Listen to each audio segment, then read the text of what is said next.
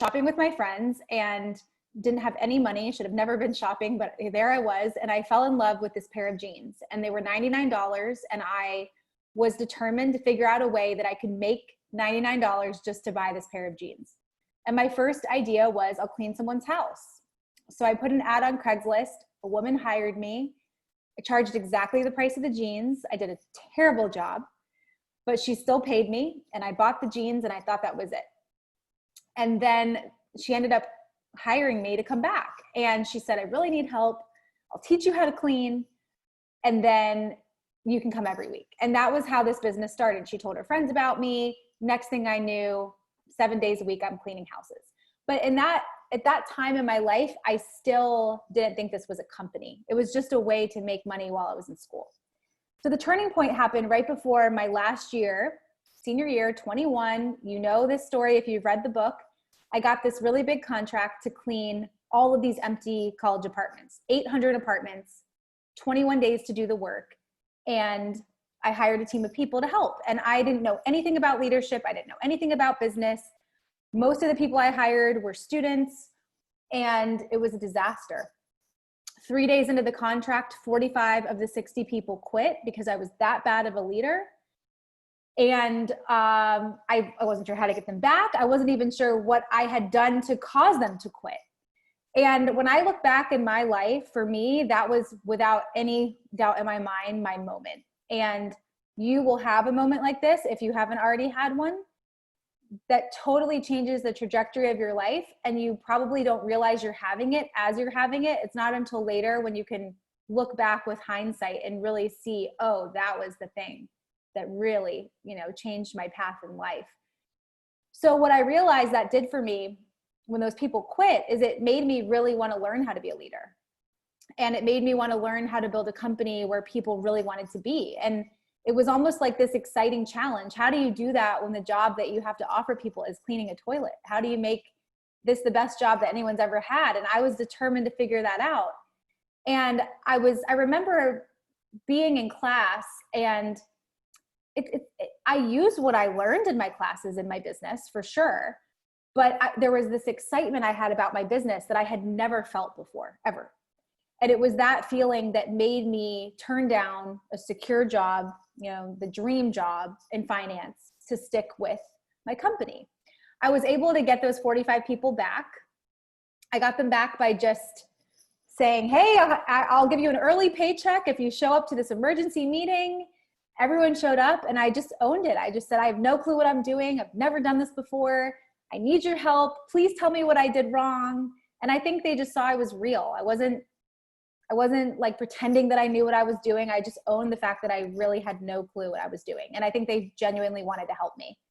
And so they came back and we cleaned all those apartments together. We got the work done. And then I graduated and I got offered a job and I turned it down. And here we are 13 years later. So my life has changed a lot. We can talk about all of this, but I've learned that even though I knew I wanted to have this business, there have still been times over the last 13 years where I've been thinking about that. What's my thing? What's my passion? And I've learned it's an ongoing journey. And life is really this journey of finding what your thing is and learning to reinvent yourself and to always stay on this path where you're doing things that are energizing to you and exciting to you. And so what I learned about myself is that I'm not really a business person. Yeah, I have a company. I know business, but operating a business isn't what gets me out of bed in the morning. It's like the last thing on earth that I'm thinking about. What I'm excited about is teaching people how to lead. And it just so happens that I found a way to do that in my company. So if you were to work at Student Made, you would be cleaning houses, but you would also be taking classes that we teach where we teach you the skills of leadership. We teach you all the things you need to know to really thrive in your life. While you're cleaning, you're also taking these classes. So we just so happen to clean, but really what we do is we build leaders. And I started to realize I was excited about teaching other people, not just the people in my company. I started teaching on campuses. I started speaking at campuses outside of where I lived. And then I got to this place where most of my time was spent outside of my company. So today, my role in the business is Chief of Vision. And very much that's like, where are we going? Are, you know, making sure everyone understands that path. But I empower them to figure out how we're going to get there. I'm very much a hands-off, trusting, this is our company kind of leader. And what I spend most of my time doing is teaching leadership, working with teams all over the world, sometimes getting to be with students, which is my favorite thing ever. And I help teams become stronger. I help leaders become better. And everything is around this theme of no one's perfect. And the first step to becoming a better leader or a better team or a better anything is letting go of that pressure to feel like you always have to be perfect, which is really what the book's about. So let's pause there for a moment. Does anyone have any specific questions, especially if you've read the book? Or okay, all right, let's start. Shelby. Hi, can you hear me okay? I can. So I apologize. I have not had the opportunity to read the book. I just sent off my email to get a copy mailed to me. But I do, every time I hear the word entrepreneurship, I quiver. I don't believe that I have what it takes to be an entrepreneur, but I'm okay with that because I feel like if everybody's an entrepreneur, then, right, I mean, can everybody be an entrepreneur, or is it okay if I accept the fact that I'm a really good right-hand man? That's my strength. You know, I've never desired to be a manager because I like being in the woods. I'm good at the nitty-gritty stuff. I'm good at filling in the missing components. I'm good at making the headliner look good. I'm that behind the scenes person. And I'm okay with that because I like those nuances. You hear so often leadership is pushed and entrepreneurship is pushed, and that's the American dream. But is it wrong if I'm okay in my role, and can I empower myself within my role using these same tools? Yes. And I love that this is the first question, because one of the things that I have struggled with is that the world's definition of success is not my definition. And for example, people ask me all the time, why haven't you franchised Student Made? Why don't you have 200 locations by now? You've had the company for 13 years. And yeah, I get it. I see why people think we should franchise. We can franchise, but that's not exciting to me. And I didn't start this business because I wanted to have 200 franchises. So it may not make sense to anyone else, but it makes sense to me. And I think one of the most important things is learning, one, what your sweet spot is, which it sounds like you already know what yours is. Your sweet spot is where your talent and your motivation are aligned. So you have to be really good at it, and you have to be really excited to do it. And when you're in that lane, you're unstoppable. But then the second thing is we have to have the courage to define success and what it means to us, and to not let the rest of the world's definition take us away from what we want for our lives. So there's this great book called Traction. And if you have a company or you want to start a company, it's a book I wish I would have read at the beginning of starting Student Made.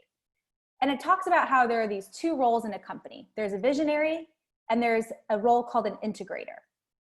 And the visionary is someone who sets the long-term vision, inspires the team to see what's possible, is really thinking like 20 steps ahead.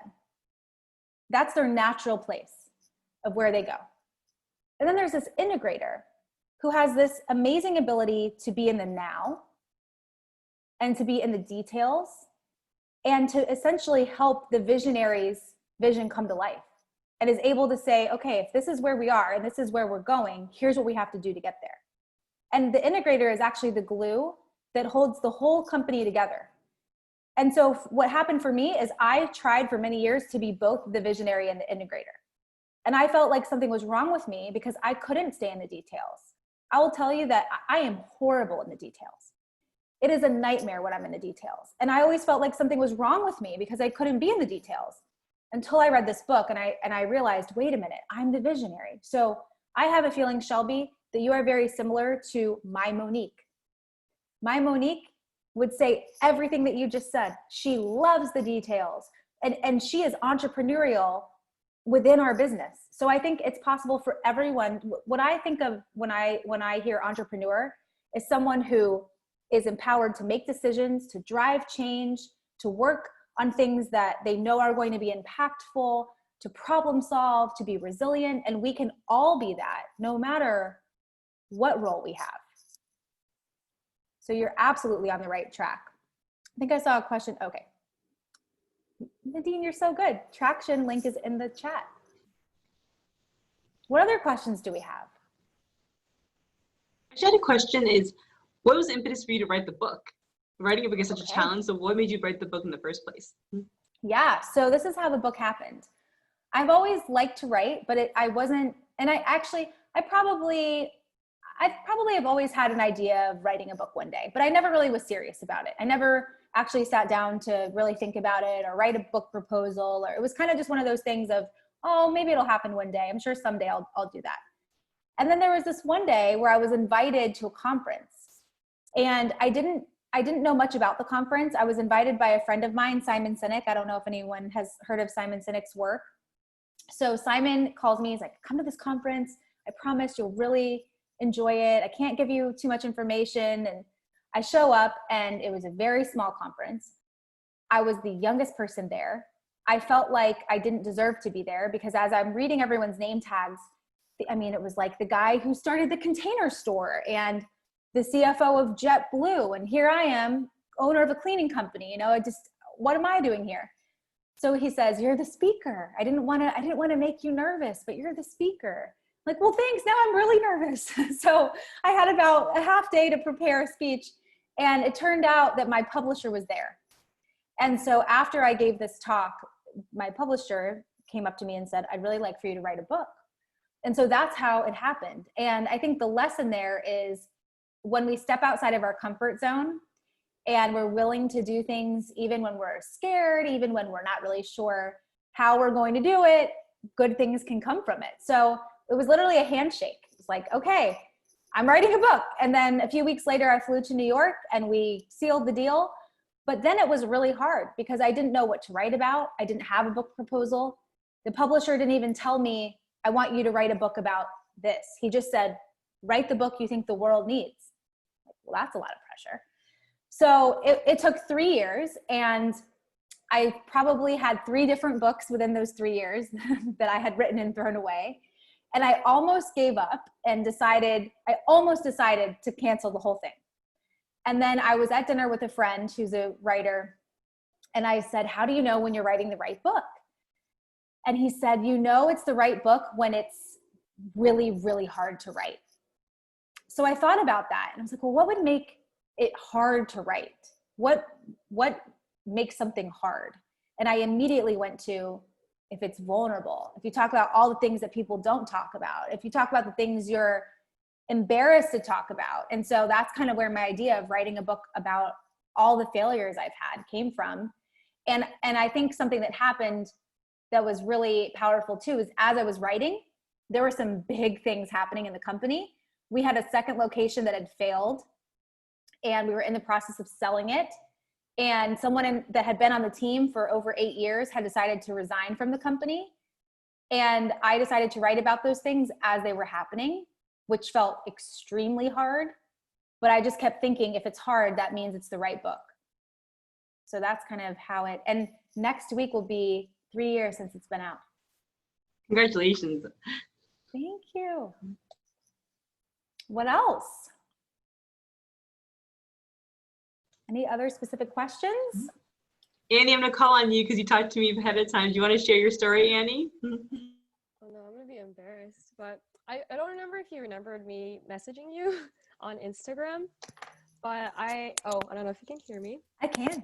Oh, okay, so per your encouragement, okay, because I follow your newsletters, you had a lot of really great stuff inside about working with like rejection or working with different people, and that really helped me make like a lot of tough decisions. And this is really weird because I know a couple of friends are around here, but I had to make a really tough decision to step away from a toxic work environment. So that's not very it doesn't feel good because I still have to do it like Yeah. completely, but I officially made that decision and it's out there now. I'm so proud of you. Thank you. Walking away from something is a really hard thing. And it's a huge growth moment to recognize that you need to walk away. And when you make that decision and you actually walk away, you'll find that it will become easier in the future when you find yourself in a place where you know it's toxic or it's not for you. It'll be so much easier to walk away because you're making this hard decision now. I know it's definitely really hard for a lot of people too, because like you put in so much effort. It feels like for all my accounting friends, there's a sunk cost theory. So you want to Yeah. keep working really hard, and it's a lot of like, it feels very selfish too. And there's not, and also like there's a lot of things like from my end, I feel like I definitely like contributed, or like I can work hard, but enough to get to a certain point. So maybe you can speak a bit about that, to that experience about having ownership for your work, but also not like compromising on your own integrity is another thing too. Yeah. So one, I think it's normal to, at this stage in your life, when I think back to when I was where you are, I was looking for, what's my thing? What's my place? What's my, when I was thinking I wanted a finance job, what's my dream company? It was like, I was looking for the dream opportunity, the dream salary, the dream organization, the dream culture. And actually, if I could go back, I think the point is to actually say yes to any opportunity you get offered and learn more from what you don't like. So Annie, I bet that you will never ever work for another organization if you can sense that it will be anything like this one. And that's the power. Like the more we know what we don't like, the more we have a chance of finding the actual place we're meant to be. So one, I would say that when you think about, oh no, I wasted time, or I shouldn't have worked in this place, or I shouldn't have spent so much time there, I would challenge you, and I don't mean just you, Annie, I just mean in general, everyone. I would challenge you to reframe that as, thank goodness I had this opportunity, because I learned so much about myself. I learned about what I don't want, and that is equally as important as learning what you do want. And then the other piece of it is, you touched on it, your values. And it's so important to be clear on what your values are, and to not be willing to compromise ever, because your values are who you are. They are what most important to you. And if you're in a position where you're compromising on your values, it's not going to feel good. And actually what I do every day, I wake up, and this is going to be the blog post next week. So Annie, it sounds like you'll be getting it. I have 2 words that I live by: compassion and courage.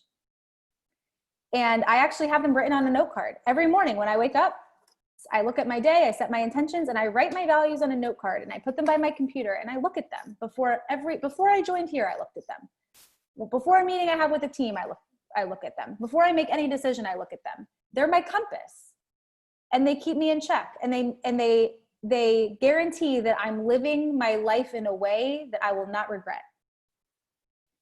So it's really important for you to be clear on what your values are, so that when you're in a place where you're being asked to do something that conflicts, you know that that's a boundary that you're not willing to cross. And it may mean leaving the team you're on, or it may mean challenging back that you're not willing to do that. Actually, I'm going to hop on real quick and find a link for you all, because my team put together a resource about values, and we haven't officially launched it yet. So you're getting this before anyone else is getting it. And this is an exercise that will walk you through identifying your own values. So let me just put this here. Because it's one thing to feel them, but to actually have them articulated is a whole nother thing. So I've got that on the chat. When you click it, it's going to show a pay what you can. Just put 0 and you'll get it for free, and it'll download and send to your email. What else? Kristen, I have a question. Mm-hmm. Okay, so I mean, when I was hearing Annie speak, firstly, Annie, I am super duper proud of you for making a decision that is right for you. I know how hard that must be, and I understand because like growing up, we're Vietnamese, so I've always had like we're Asian, so I've always had this pressure on me to become a doctor, to become a pharmacist, become a lawyer, like something really very stable. And I understand where my family's coming from, but that's not where I want to be. Like my sister has this real passion for baking and coffee and stuff like that. And, one day we were just like, what, screw it, let's open up a coffee shop. And so that's actually the reason why I went back to school, to get a degree in entrepreneurship, because, that's what I want to do. I want to open up a coffee shop. And, once we get this coffee shop running, everybody come hang out with us. Yeah. But it's just like during this journey, it wound up being a lot harder than I thought it was going to be. And listening to you, Kristen, I also am an aspiring author. One day I'd love to release like a sci-fi action type of not like a novel series. I'm actually working on it right now, but it's just everything just wound up being so much harder than I expected it to be. Like, Kristen, what is your motivation? What is it that keeps you going, like even on your hardest and toughest days when you just want to give up? Yeah. So I want to touch on a couple of things that you said. The first is this pressure that we can feel from our loved ones. And I think that one thing that I try to do with our students at Student Mate is help them identify what their narrative is with failure and how they define failure. And one of the things that we realize when we do this exercise is a lot of times there's pressure that's passed on from parents. It could be from others who aren't parents, but everyone has a different relationship with it and a different expectation of what success is and what failure is. So when I grew up, my parents were probably not like typical parents. They encourage us to fail. In fact, they actually intentionally put us in situations where we would fail because they wanted us to learn that we could get back up. And they would, at dinner, I remember they would say, what didn't go well today? What did you learn from it? What are you going to do differently next time? I remember having homework and not knowing the answer. And if I didn't fill it out, I would get an F on my homework and begging them to give me the answer. And my dad would be like, well, guess you're getting an F. If you fail, you got to go figure out where you got stuck and learn from it. And so I know that not all parents are like that. Now that I look back, I mean, I hated them for that because I'm like, why won't you help me? But now when I look back, I realize they were teaching my sister and I to trust in our own abilities and to be resilient and to figure it out. But I have someone else on my team who, when she didn't get an A, her parents would make her write on a piece of paper, I will not get another B 300 times, or I will not get another C, or whatever the grade was. So her experience growing up was so different from mine. And what she learned from her parents is A equals love. A equals success. So I think part one is we have to identify up to this point in our lives, what has been our narrative with success and failure? What did our parents teach us? What did other people that we admire teach us? And then we have to reframe our own definition of it and realize that it's our life. And which is what I so love that you just shared, Diane, is that you want to open this coffee shop and that this is the path for you and you're doing something about it. And at the end of the day, it's your life and you're the one living it. And there's going to be a day when you look back. And I always say, I don't want to live in what if land. I don't want to live ever in what if I had done that, or what if I hadn't done that. I just want to try everything that I'm thinking, because then at least I'll know if it worked or it didn't. And I think there's a lot of people that get to the end of their life and they had so many things they wanted to do, but they didn't do it. They didn't try it. They let that fear of failure or whatever it was, or the fear of judgment of those who love them, get in the way. And then now you're in your life and you regret it. So I just think about that when I'm struggling, but also with your question about motivation, it is hard.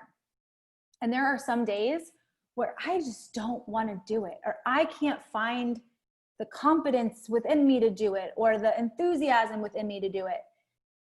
And what I've learned is, instead of forcing it, sometimes you just have to allow yourself to have those days. And it's like, tomorrow's another day.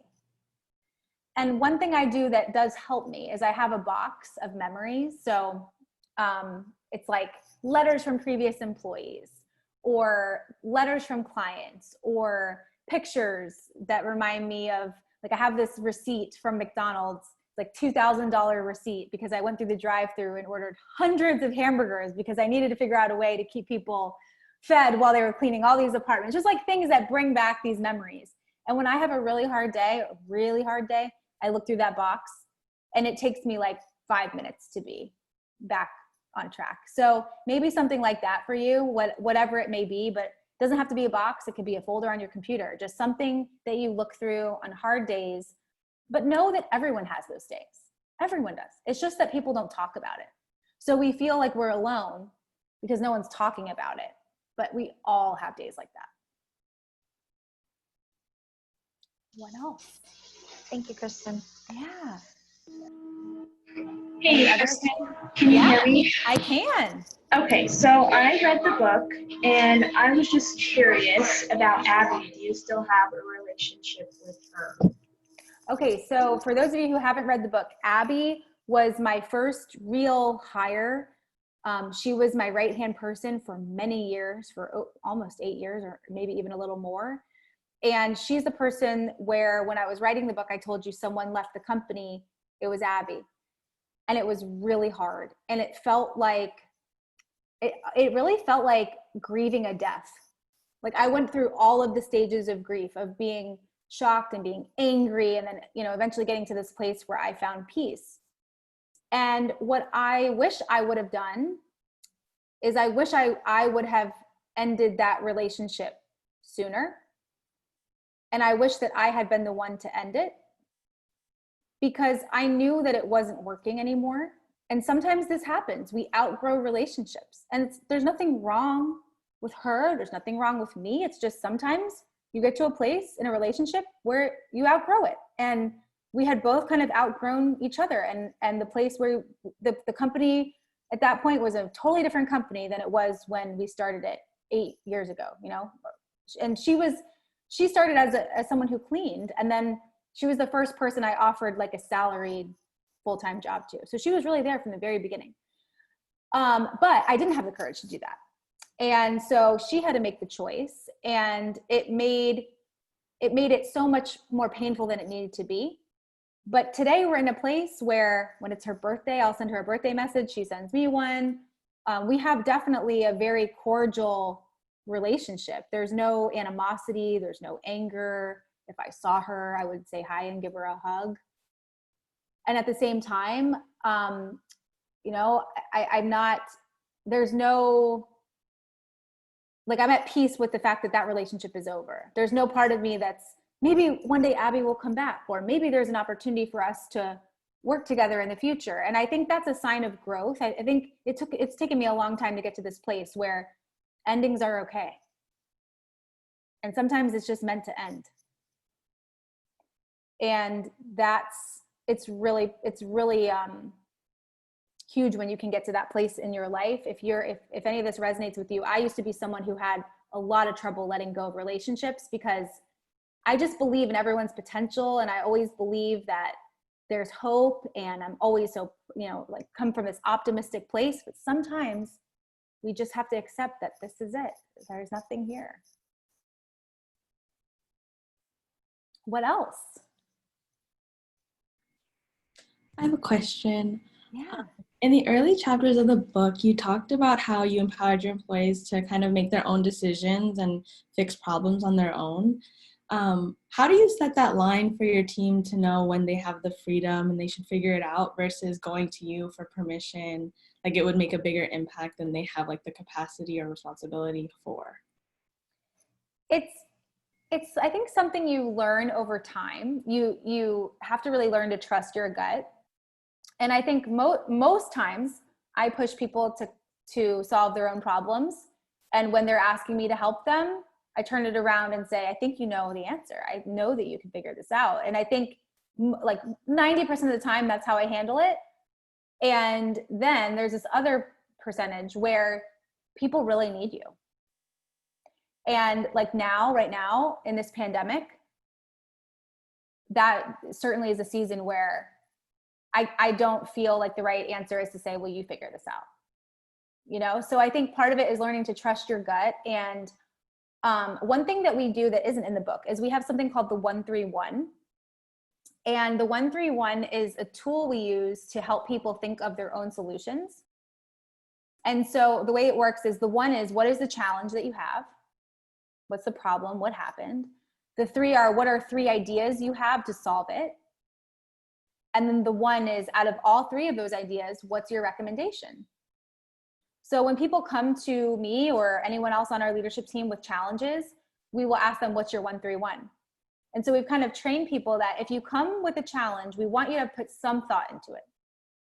And then together we can work on the solution, but we want you to at least bring a starting point. But then of course there's times where, like in the pandemic, it's like people don't even have the capacity to think of a 131 because it's just too much.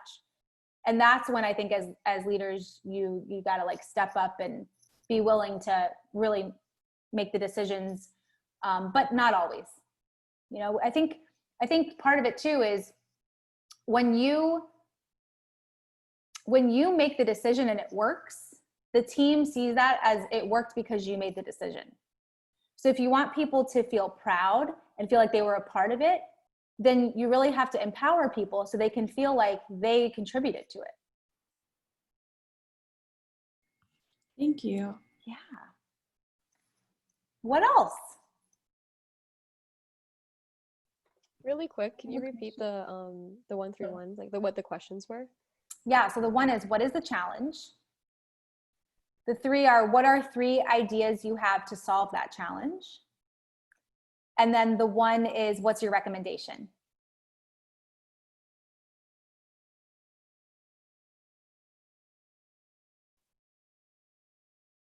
So I want to do this exercise with you. Maybe we can, oh, did someone have a question before I move into this?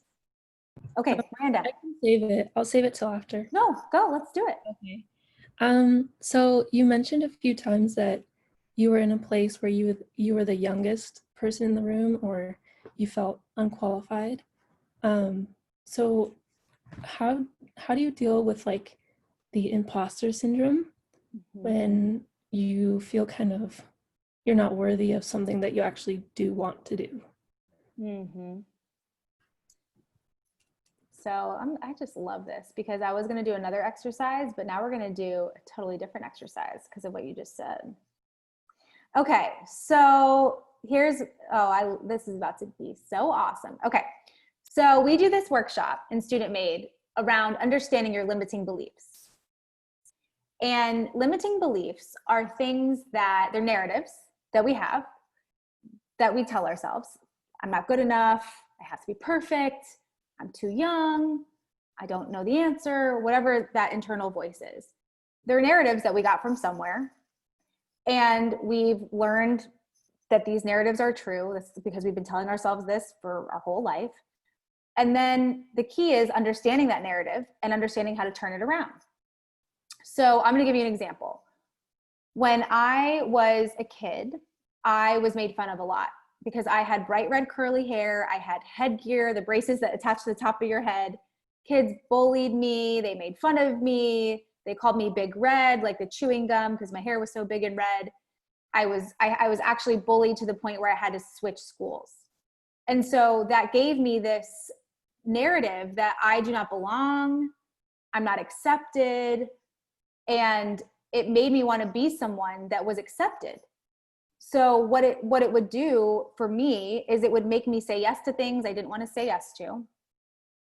It made me like cover myself up, like instead of being me, I tried to be who I thought I had to be so that everyone would accept me and like me. And I didn't even realize that I was doing that as an adult. Like, I didn't even realize where that was coming from until I did this exercise that we're about to do together with one of my coaches. And he helped me see that's just one of many narratives I have, and that it's definitely limiting my potential. Because if I'm saying yes to everybody when I don't even want to do it, that's hurting me, right? If I'm not being authentic because I'm covering myself up and trying to be who I think everyone else wants me to be, that's hurting me. So we all have these narratives. And I'm going to show you, I'm actually going to share my screen. Nadine, I think you might have to give me permission to share. Let me make you the host. Hold on one second. Okay.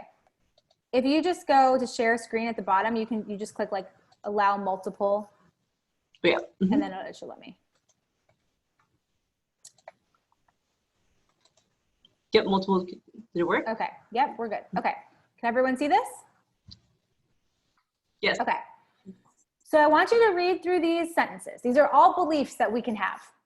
They're floating in our minds. Not all of us, but you know, like one of these maybe resonates with you. And maybe there's one that's running through your mind that isn't on here. But I just want you to see if you can identify one narrative that you have for yourself. So read through this list and see if you can find one thing on here that you find yourself saying internally.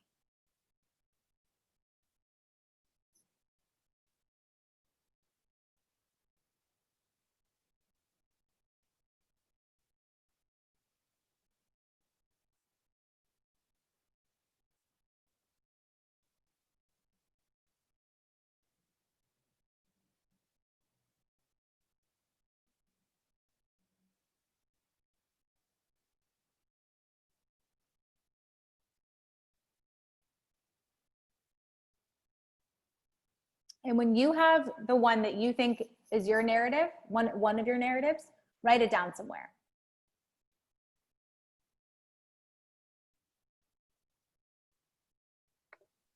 This is a random interjection. What if you feel multiple? So that's the thing. We probably have multiple. So for this exercise, pick the one that you think is the most present narrative you have. Like the one that you find yourself you feel it's holding you back the most. Or maybe having the biggest negative impact in your life. And when you know yours, if you're comfortable, put it in the chat.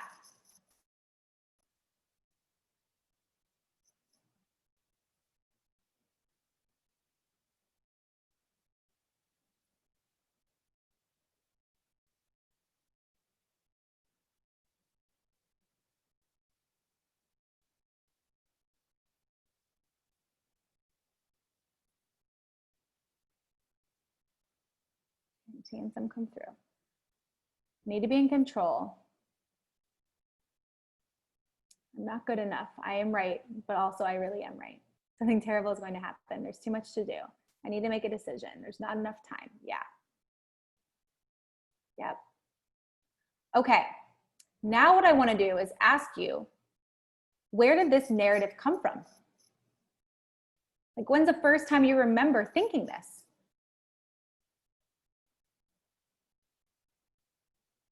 I'll give you, just to get your wheels spinning, I'll give you some examples. So there's someone on my team named Amanda, and I wrote about Amanda in the book. And one of her narratives is that she's not good enough. And it comes from her grandma, who was like her motherly figure, the person she admired the most in her life. And her grandma would tell Amanda all the time, Amanda, you're good at many things, but you're not great at anything. She remembers her telling her that all the time. And so for sure, that's where it came from. That's Amanda's I'm not good enough came from the person that she most admired in her life, telling her all the time that she wasn't great at anything. There's someone else on my team, Monique. Her narrative, one of them, is that she's too much for people, that she needs to be quiet, that she's too much. That comes from when she was young, her mom would tell her to be quiet all the time. Like when she would speak up or be excited about something, or she remembers specifically this one Christmas where she went into the living room and saw all of her presents and was so excited, and her mom saying, be quiet, Monique. So her narrative is I'm too much. I shouldn't say anything. I should be quiet. That's where it comes from. So think about, where does yours come from? It doesn't have had to come from a parent. It could have been an experience we had, a coach we had, a teacher we had. It could be something recent. Maybe we were turned down for an opportunity that we really wanted. Maybe it was a friend, a relationship. Is anyone willing to share? Anyone know where theirs come from and want to share what yours is and where you think it comes from? Okay, I love it. Darian. Okay, can you hear me? I know that there's some background noise. We can hear you. Okay, so I've always kind of been this timeline person, and I've always then okay, I need to have this by this age, here, by here. So I'm kind of at that point. I graduate in December, and I'm like, okay, I need to hurry up and get going in my career. Like I feel like everything needs to always happen now. So I feel like I've kind of put it on myself. Like there's no one that's been like, oh, you need to get here and do this now. It's weird because of how goal oriented I am. Like I've kind of put it on myself to be that way, but I also feel that I've also looked at people around me and have kind of compared where I'm at to where they're at. So I think it also derives from that.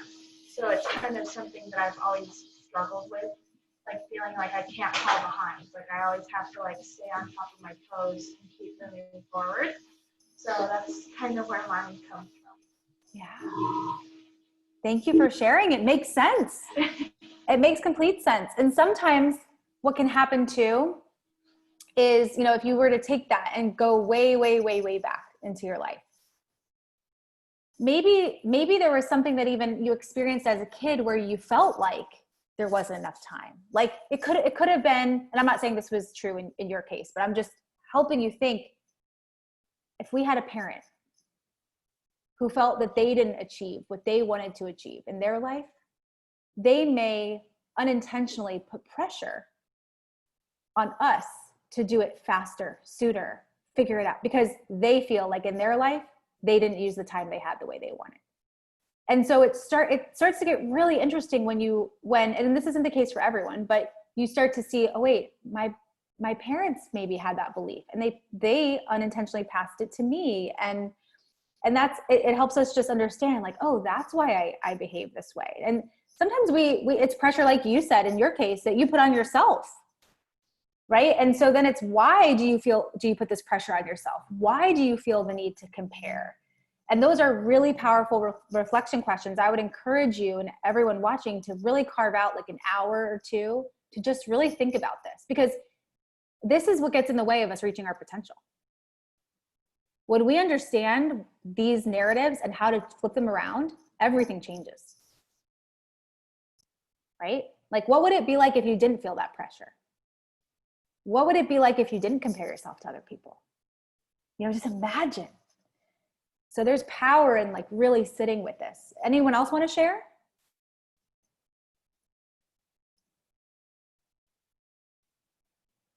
Your narrative, where it comes from? Yeah, Jana.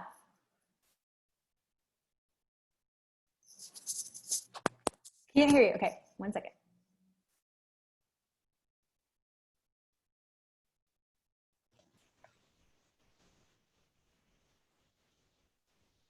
Oh, your mic is broke. Oh, mic is broke. Oh no.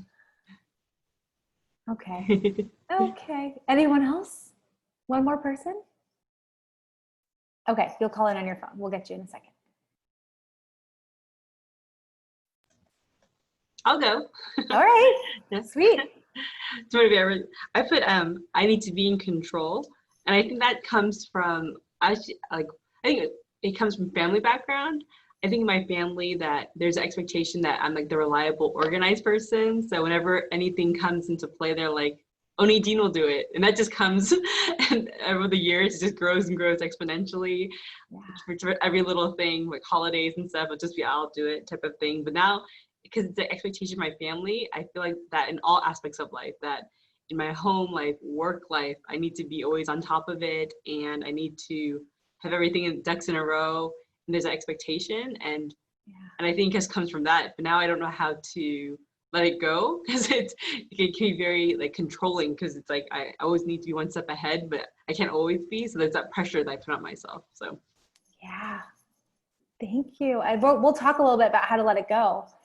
But yeah, and think about, I mean, it has to be exhausting sometimes, right? To have to feel like you always have to be one step ahead. Anyone else want to share? So the way that we can reframe it, the hardest step we just did. One is you have to know what it is and how you got it. And most people live their life without even ever having this kind of conversation. So you already did the hardest thing. You're aware of it. The second thing is you have to learn to challenge that thought every time it pops up. So it could be a question like, is what I'm telling myself true?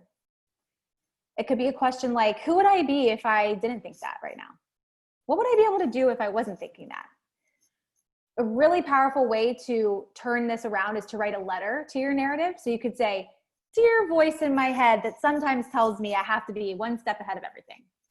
Here's the deal, okay? This is what I'm going to allow you to continue to do in my life. And here's what I'm going to actually not allow you to do anymore. And sometimes just writing that letter makes it so real. And it's all we need to let go of it. But it does take this constant, I mean, there are times still where I feel that voice, oh, you need to say yes so that they accept you, or yes equals acceptance, or don't be your true self, like do that. And I just have to fight it every time. And sometimes I don't. Sometimes the narrative wins. And so the important thing is when that happens, stopping, reflecting on that, and then if this happens again in the future, how will I handle it differently? So it really just takes a constant, because you are clinging on to this one narrative, but there are so many other narratives that could be true. So it's like, how do you challenge that internal thought? So back to the question of, I'm too young. Is that true? Haven't there been young people in the world who have done incredible things?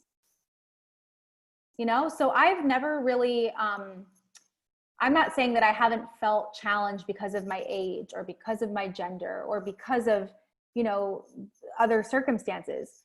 I've just learned how to turn that thought around so that it doesn't limit me.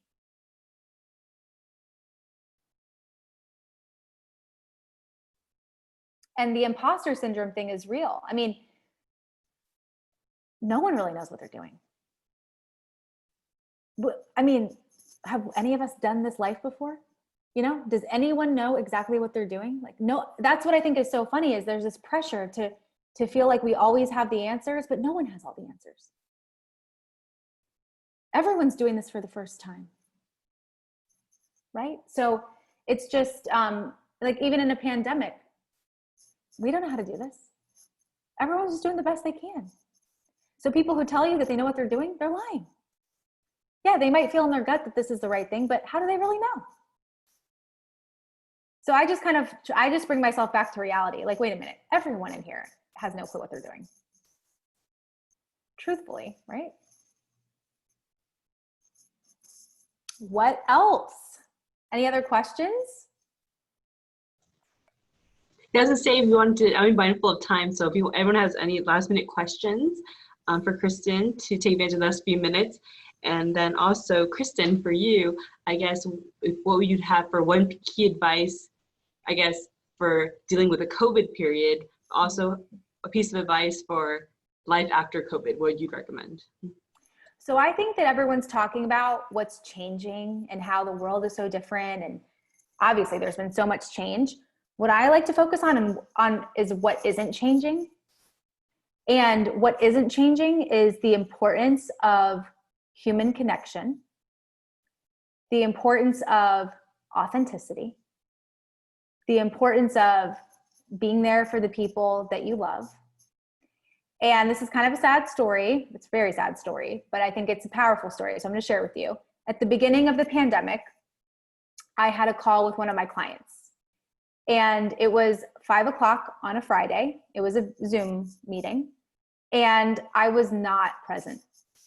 I was so ready for the weekend, because this was the beginning of COVID when there was so much going on, and I was trying to figure out student made stuff. And I just had one of those weeks where I was just exhausted, and I just couldn't wait for it to be done so that it was the weekend. And as we were having this meeting, an email came through, and I was doing that thing where I was pretending to listen and also writing an email. And you ever have an interaction where you just know you're not being present, and you know that you didn't show up as the person you really wanted to be? So I hung up, and that's how I felt. And I thought about calling him to apologize, and I didn't. And the next day he had a massive heart attack and he passed away. And he was in his early 40s, and he had 3 young children. And I was the last person that he met with in his life, and I didn't pay attention to him. And I mean, I wish I could go back and replay that, you know? So what I vowed to do is I will never show up like that again. And that's the thing that matters more than anything. Because I think when we look back on this time, we will not remember the work we had to do, the exams we had to study for, the emails that we had, whatever it may be. It's going to be, you know, did we show up for the people in our lives? Did we make people feel like they actually mattered to us? Were we present? And that is what matters more than anything. And it always mattered, and it always will matter. So I find peace in knowing that that is the most important thing. And so if we can just keep our focus on that, that's all there is. Like, then we're successful. So think of that. How are you showing up? Making sure that you're taking time to recharge and rest, and so that you can show up as your best, you know, because you can't give everything to everyone. You have to give to yourself so that you can then pour into other people. But be present. There's nothing more important than just making the people you interact with feel like they mean something to you. Thank you so much, Kristen. We actually wanted to do Marcel. I think she's going to be doing it like a group shot. I didn't know this was even possible to do. Yeah, a But screenshot. Yes. So I guess Marcel, can you let us know when you're taking the photo so we can smile and. Okay, 1, so you guys ready? 1, 2, 3. There we go. Thank you. I just wanted Okay. to thank you so much, Kristen, for being our inaugural author, and for the Troesh Center Book Club. It was a pleasure to have you today. I love seeing you every time. I can't wait to talk to you in a few weeks, shortly. I know. Our next thing we're working on together. And thank you to all the students who came today and participated, those who read, those who I'm going to be sending the book to. We definitely have the book, so we'll send it to you, mail it to you. If you want to drop by the center, if you're on campus, we'll mail it to you. But thank you so much for coming today. I hope you enjoyed this opportunity. And stay safe and healthy out there, everyone. Thank you. Thank you. I always end with a hug, so there we go. Virtual Hugs, everybody. Virtual. All right. Have a good weekend, everyone. You Thank got this. you. You got this. Okay. Bye. Bye. Thank you. Bye.